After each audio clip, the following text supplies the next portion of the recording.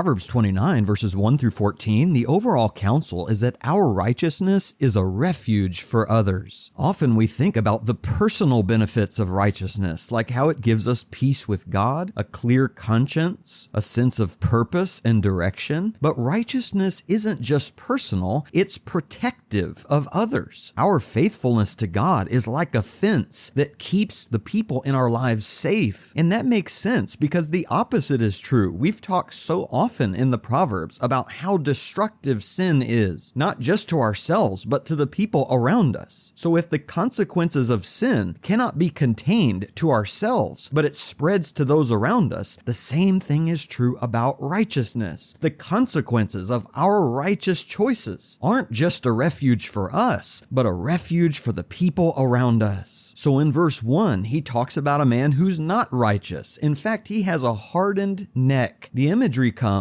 from a farmer trying to put a yoke on an ox so that he can guide the ox and the ox can work in his fields. And in order to get the yoke on the neck of the ox has to bow his head, bend his neck, and submit to the yoke. But sometimes an ox is stubborn and rebellious, and he stiffens his neck and lifts his head and refuses to submit to the yoke. And when a human being acts like that with God, eventually it leads to their ruin. And not just to their own ruin, but in verse 2, if they rise to power as a wicked person, it ruins everyone else around them, and so people groan. But the opposite is true in verse 2. When you have a righteous person who becomes great and rules over others, their righteousness becomes a refuge for the people that they rule over. And so his subjects rejoice because they have a ruler whose righteousness keeps them safe. In verse 3, when we love wisdom and we make righteous choices, we become a refuge for our parents because we protect our parents from the shame and the humiliation of us wasting our wealth on prostitutes. Making righteous choices protects the inheritance given to us by our Father. It keeps the family wealth in the family so that our parents can die in peace, knowing that their child is managing their wealth in an honorable way. In verse 4, a king who rules in righteousness and justice brings stability to his kingdom, and you don't have violent uprisings all over the place, and you're not getting in needless wars with those around you, and you're upholding justice, and people are being treated with equality under the law. And so it connects back to verse 2. That's why people rejoice when a righteous person is ruling, because his righteous choices lead to peace in the kingdom. But a man who takes bribes ruins all of it. In verse 5, a man who flatters his neighbor is not speaking truth. He's lying and manipulating his neighbor into doing something for him. And eventually the community is going to catch on to his schemes, and he's going to be caught in the net of his lies. His evil in verse 6 becomes a snare and a trap for him. But righteous people, they sing and rejoice because they don't have to worry about being trapped or ensnared by the web of lies they've spun. They can be at peace with their neighbor, and their neighbors can have peace too, knowing that they're telling them the truth. They're not flattering them, they're not manipulating them, and so they can live in a community of trust. In verse 7, our righteousness protects the poor because we have concern for their well-being. But wicked people, they care nothing about the poor, and they don't even understand why anybody would care about the poor. So how could the poor feel safe around people like that? Whereas the poor know they can take refuge in the righteous. In verse 8, those who are scorners set a city aflame. They're getting in fights. They are needlessly violent. But wise, righteous men are a refuge for their community because they know how to put out the fires of anger. They know how to promote peace when people are enraged at each other. They know how to calm situations down so that people don't have to live in a constant state of hostility with each other. In verse 9, a wise and righteous man knows that that it's useless to get into controversies with fools, because the fool is not going to take them seriously. They're either going to become furious or they're going to laugh it off like it's no big deal. And so righteous people know how to pick their battles. Whereas in verse 10, men of bloodshed will battle anybody. They'll even go after the innocent because he's filled with anger and hatred, and they're quick-tempered, whereas the righteous man has great concern for the life of the innocent, and he holds his temper back. Verse 11. In verse 12, if you've got a ruler who listens to lies, well then all his ministers become wicked, because he's going to surround himself with liars who understand the best way to succeed in his kingdom is to lie and to cheat their way to the top. And that creates an incredibly unsafe society where no one can trust each other and people have to sleep with one eye open. And righteous people understand in verse 13 that we're all equal. Whether you're in a position of poverty or a position of power and you become an oppressor, you are both given life and light by the Lord. It is the Lord and His Spirit that animates us and gives us life, which means the light inside the poor man is the same as the light inside the oppressor. And if the oppressor would just realize that, he would stop oppressing the poor and he would become a righteous person in whom the poor can take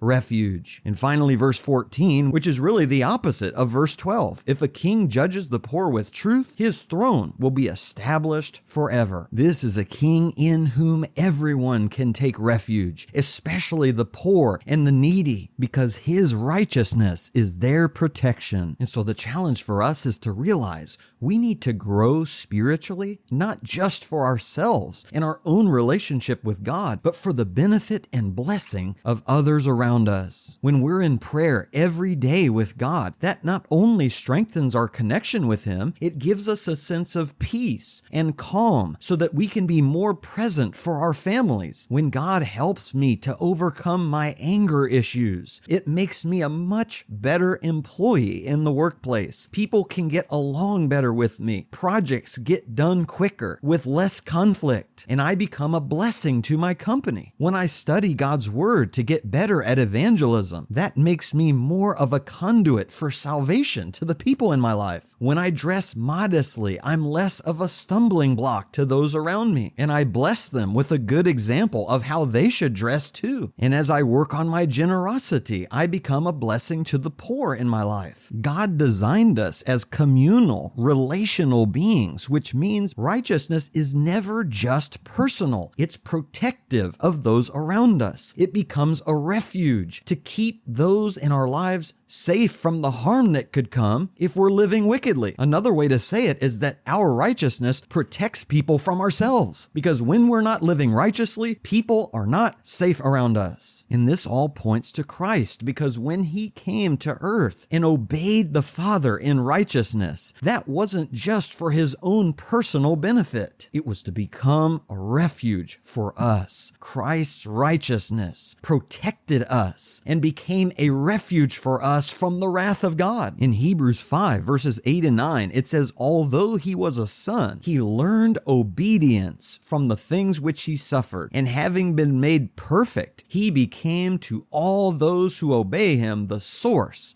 of eternal salvation. It was the righteous obedience of Jesus that became a refuge to save us from eternal condemnation. So as we call on God for wisdom today, our prayer is, Father, help me realize when I live righteously for You, it's not just for Your benefit and my own benefit, but for the benefit of those around me. Help me be righteous like Your Son, not just so I can be with You for all eternity, but so that I can be a blessing to other people in my life, and they can be with You forever too. Help me see, just like Jesus did, that my righteousness is not just for myself, but for the benefit of my neighbor.